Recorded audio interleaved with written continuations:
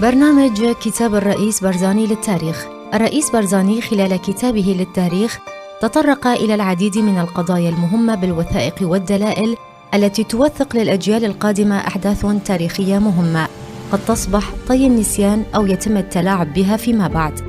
الرئيس برزاني في كتابه للتاريخ بدأ بتوثيق التاريخ منذ تجزئة كردستان في بداية القرن العشرين وصولاً إلى أقرب حدث تاريخي للكرد ألا وهو استفتاء إقليم كردستان وما جرى بعده. الحلقة الثالثة: تأسيس دولة العراق. إثر التوقيع على معاهدة سيفر الذي شمل إقليم جنوب كردستان الذي كان يضم ولاية الموصل وجزءاً واسعاً من شمال كردستان، وتلبية لدعوة مباشرة من وينستون تشرشل وزير المستعمرات البريطاني ومسؤول شؤون العراق، عقد في القاهرة سنة 1921 مؤتمر تقرر فيه إنشاء مملكة العراق.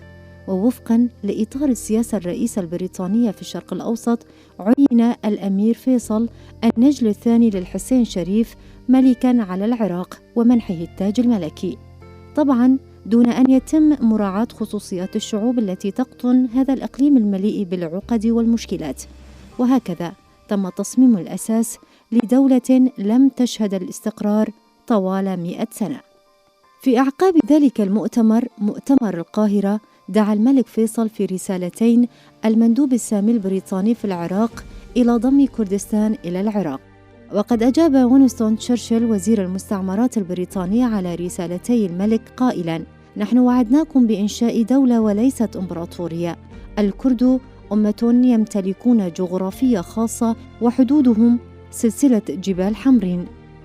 حسب قرار تعيين الملك في آب 1920 تم نقل فيصل بسفينة إنجليزية من مكة إلى البصرة، وفي 23 آب عام 1922 جعلوه ملكاً على العراق.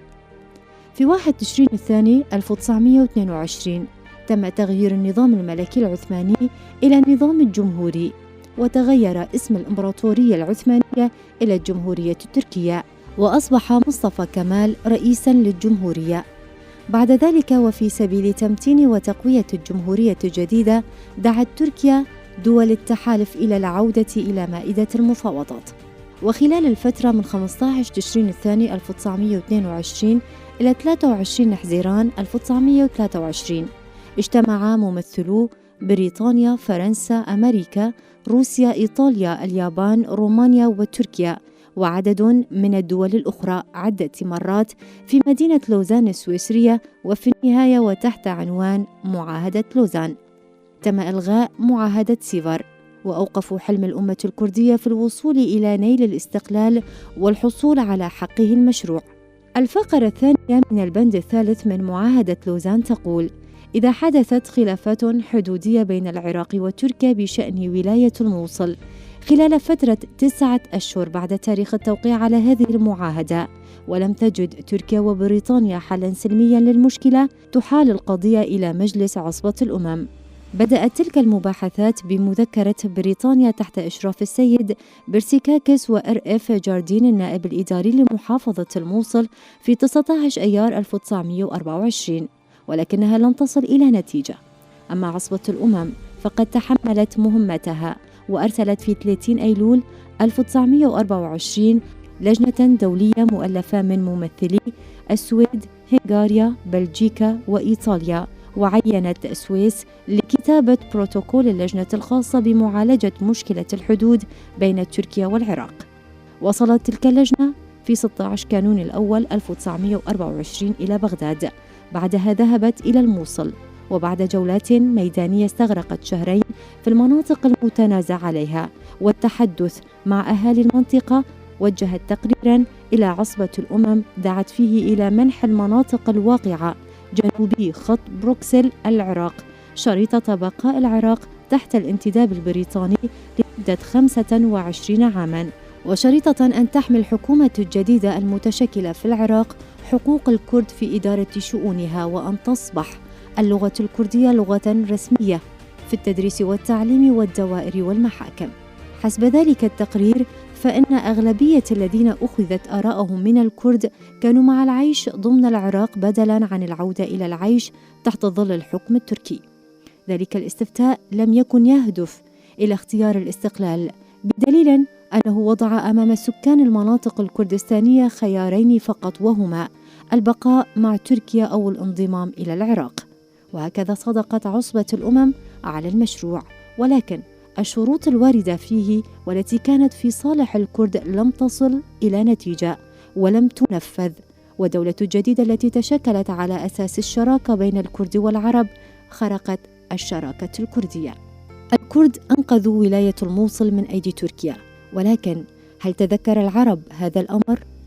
كما أشار إليه المندوب البريطاني سيسيل جي أدمونز في كتابه كرد ترك عرب، وقال: وأنهم لا على إدراك تام بما فعلوه. أترى ستفتح الحكومة العراقية عينيها بهذه المناسبة وتتبنى سياسة كريمة بعيدة النظر تجاه الكرد؟ الحوادث والكوارث التي تعرض لها الشعب الكردي على يد الدولة العراقية كلها وثائق تدل على أن العرب نسوا الفضل الكردي. وضمن تيار ذلك الصراع كان الشيخ محمود الحفيد قد انتفض قبل ذلك في سنة 1919 في السليمانية ضد السلطات الإنجليزية، وفي سبيل استعادة حقوق شعب كردستان المهضومة في الدولة الجديدة، وأعلن دولة كردستان. في تلك الأثناء بعث الشيخ أحمد البارزاني رسالة إلى رؤساء العشائر يدعوهم فيها إلى دعم ومساندة الشيخ محمود، كما أرسل قوة مسلحة من البارزانيين برئاسة مصطفى البارزاني إلى منطقة السليمانية عبر خطي بالك ووادي بياو، وذلك لدعم الشيخ محمود. وبعد تجاوز عدد من الكمائن وصلت القوتان إلى أطراف السليمانية، ولكن الجهود كانت دون نتيجة، لأن الإنجليز ومن خلال الهجمات الجوية والأرضية قد نالوا من دولة كردستان المعلنة من قبل الشيخ محمود، وأسروا الشيخ في مضيق بازيان وهو مصاب بجراح، ثم أبعدوه إلى الهند، وتحت الضغط الجماهيري أرغموا في العام 1922 على إعادة الشيخ محمود إلى سليمانية.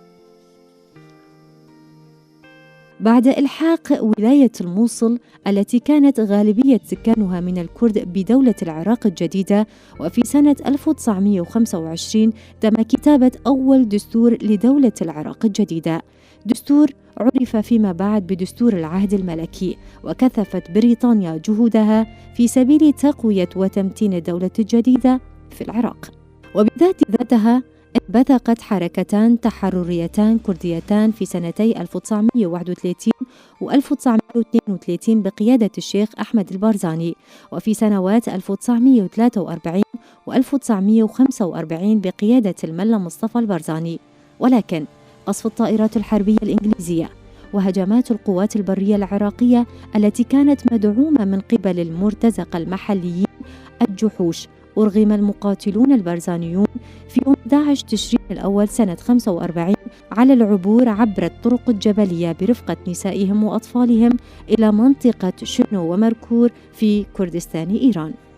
سردت هذه المقدمة التاريخية لكي أشير إلى حقيقة تاريخية لا يعرفها مع الأسف الكثير من العراقيين، ومن ضمنهم السياسيون، أو أنهم يعرفونها لكنهم يتناسونها أو يتجاهلونها كلما تم التطرق إلى الحقوق المشروعة للكرد.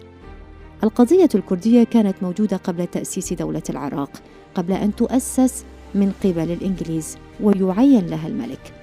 الكرد كانوا يمتلكون جغرافيتهم الخاصة في المنطقة التي سميت لاحقا بالعراق. لقد خرقت حقوق الكرد كأمة في ظل الصراعات بين القوى الكبرى والقوى الإقليمية والمحلية، ومن الثورات والحركات التحررية الكردستانية العراقية في العهد الملكي إلا أدلة دامغة على عدم قبولهم بالأوضاع الجديدة في العراق، ووقوفهم بشدة ضد الجهود الحكومية الرامية إلى تهميش وصهر الشعب الكردي. دولة العراق في ذلك الوقت خرقت الشراكة بين الكرد والعرب، وتنصلت من الوعود التي منحت في بداية تأسيسها، والتي كانت قد منحت لصالح الكرد، كما تجاهلت ما تم الإشارة إليها في مشروع لجنة عصبة الأمم. مع ذلك كانت الحكومة العراقية قد استطاعت بمساعدة الإنجليز ولفترة معينة إخماد الثورات، لكن في كل الأحيان كانت الثورات تندلع مجددا بقوة وحماس شديدين أكثر من ذي قبل. لقد تم إضاعة فرصة بناء دولة العراق على مبدأ الشراكة بين الكرد والعرب واحترام حقوق المواطنة في العهد الملكي. ولكن هل أخذت الدروس والعبر في الفرص الأخرى لكي يستطيع الكردي أن يعيش في أمان ضمن دولة العراق؟